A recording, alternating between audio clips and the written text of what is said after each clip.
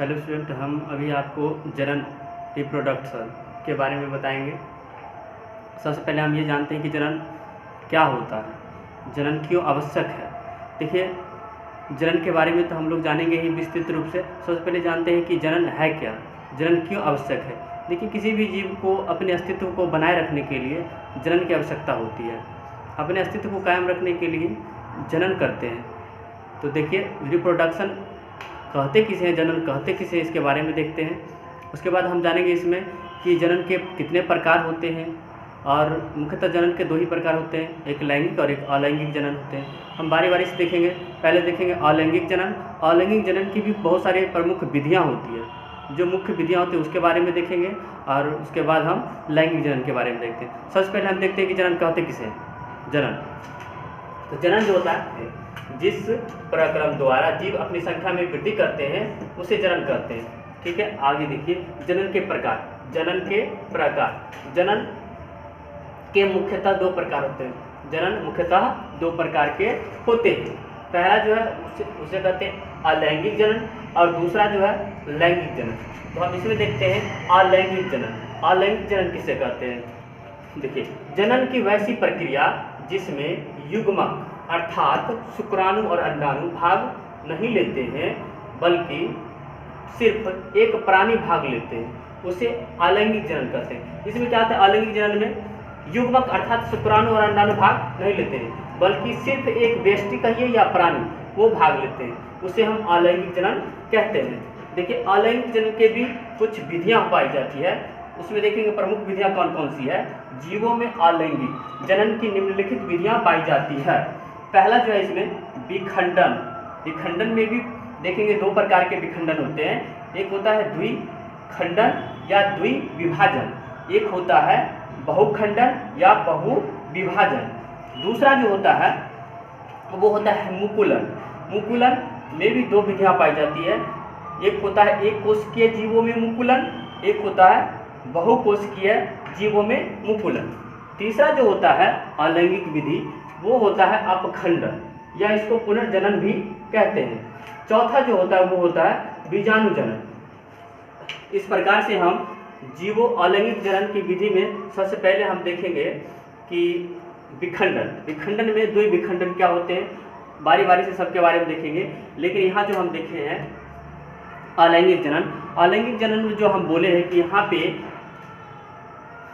युग्मक अर्थात शुक्राणु और अंडाणु भाग नहीं लेते, बल्कि सिर्फ एक प्राणी या व्यष्टि कहिए भाग लेते हैं, तो हम उसे कहते हैं। तो देखिए कैसे इसमें जनन की प्रक्रिया की रूपरेखा कैसी होती है उसको हम देखते हैं। यहाँ देखिए, यहाँ जो हम बनाए हुए हैं जनन की अलैंगिक जनन की रूपरेखा है। अलैंगिक जनन की रूपरेखा, अलैंगिक जनन की रूपरेखा कुछ इस प्रकार से होती है। मान लीजिए कोई जीव है ए, कोई जीव है ए जो पैदा करता है बी को, बी जीव को पैदा करता है। ठीक है, पुनः बी जीव जो है वो पैदा करता है सी को, और सी इसी प्रकार से यह क्रिया अनवरत चलते रहती है। सी डी को इस प्रकार से यह क्रिया चलती रहती है, यानी कि एक जीव से दूसरा जीव, दूसरा से तीसरा, तीसरा से चौथा। अगर इस प्रकार से जीव में यह जनन की क्रिया चलते रहती है तो हम इस प्रकार के जनन को बोलते हैं अलैंगिक जनन।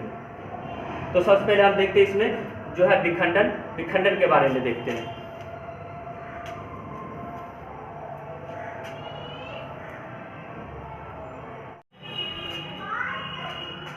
देखिए, यहाँ से हम देखेंगे विखंडन के बारे में।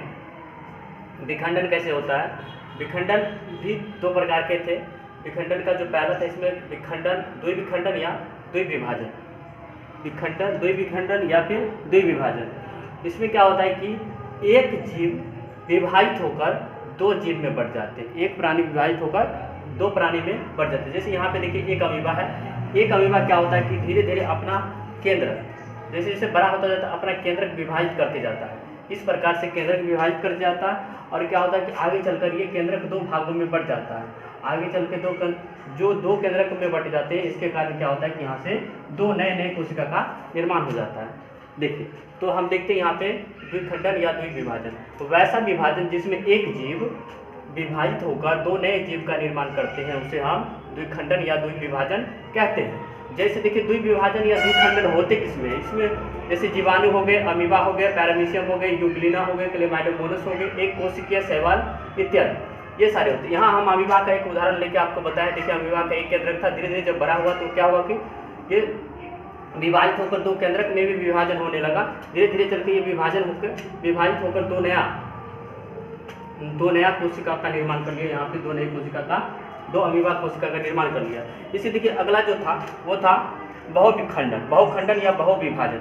इसमें क्या होता है कि एक जीव यानी कि एक जीव विभाजित होकर अनेक जीव का निर्माण कर लेते हैं, इसे हम कहते हैं बहुखंडन या बहुविभाजन। देखिए वैसा विभाजन जिसमें एक जीव विभाजित होकर अनेक नए जीव का निर्माण करते हैं उसे बहुखंडन या बहुविभाजन कहते हैं। ये किसमें पाया जाता है? ये बहुविभाजन अमीबा में भी होता है। प्लाज्मोडियम जो कि एक मलेरिया परजीवी है उसमें पाया जाता है, शैवाल इत्यादि, इसमें बहुविभाजन पाए जाते हैं। यहाँ अमीबा का एक उदाहरण लिए हैं। देखिए अमीबा जब क्या होता है कि जब बहुत विकसित हो जाता है तो उसमें क्या होता है कि एक पुटी का निर्माण करता है। अपने केंद्रक के चारों ओर एक पुटी बना लेता है। पुटी के बाहर और एक भित्ति होती है, ये भित्ति इसको हम कहते हैं पुटी बाह्य भित्ति। अब ये देखिएगा तो क्या होता है कि ये बाह्य भित्ति थोड़ी बड़ी होती है, तो इसमें बहुत सारी संतति का निर्माण करते हैं, यानी कि नए नए कोशिका का निर्माण करते हैं इस केंद्रक के अंदर। तो आगे चलकर क्या होता है कि ये पुटी जिसमें बहुत सारे नए नए संतति का निर्माण जो होते हैं वो आगे चलकर जो होते हैं, ये पुटी जो होती है इसमें जो होते हैं नए नए कोशिका जो होते हैं, आगे चल करके पुटी फट जाती है और पुटी फटने के पश्चात क्या होता है, इससे नए नए कोशिका का निर्माण होता है। एक साथ बहुत सारी कोशिका का निर्माण होता है, जिसमें से हम एक कोशिका को निकाल के आपको यहाँ पे बताएं। इस प्रकार से एक नया कोशिका बना। ये सारी कोशिका है, जितने छोटे छोटे देख रहे हैं ये सारे इसमें कोशिका है। इस प्रकार से एक जीव से बहुत सारी जीव का निर्माण हुआ।